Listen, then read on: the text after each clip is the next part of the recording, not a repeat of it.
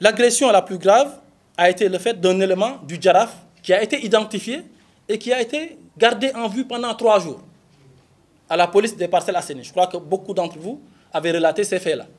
Donc une personne qui a été identifiée, qui a été gardée en vue pendant 3 jours, et nulle part dans le rapport que nous avons vu, il n'a été mentionné la faute de quelque manière que ce soit qui incombe à l'équipe du Jaraaf. Faudrait-il le rappeler, le match s'est joué au stade Léopold Sédar Senghor. Le match a été organisé et c'est l'ASC Jaraaf qui recevait l'AS Pikine. Autrement dit, s'il y a des fautes à chercher dans cette circonstance-là, la première faute devrait être recherchée auprès de l'équipe qui était organisatrice. Parce que c'est cette équipe-là qui doit non seulement organiser le match, mais également veiller à la bonne tenue du match en mettant en place un dispositif de sécurité suffisamment clair pour que ces agissements-là ne puissent pas prospérer. Mais force est de reconnaître que ce jour-là, on n'a pu identifier que 12 éléments de police. 12. 4 qui étaient sur les tribunes, 4 qui étaient sur la main courante, je crois, et 4 qui étaient dehors.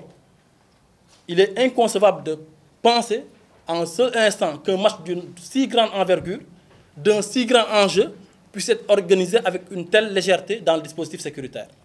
Et de ce point de vue-là, motus et bouche cousue, comme on dit, il n'y a pas eu un seul mot qui a été prononcé vis-à-vis de cette responsabilité qui est à souligner. Du côté des secouristes, il n'y en a pas eu un seul.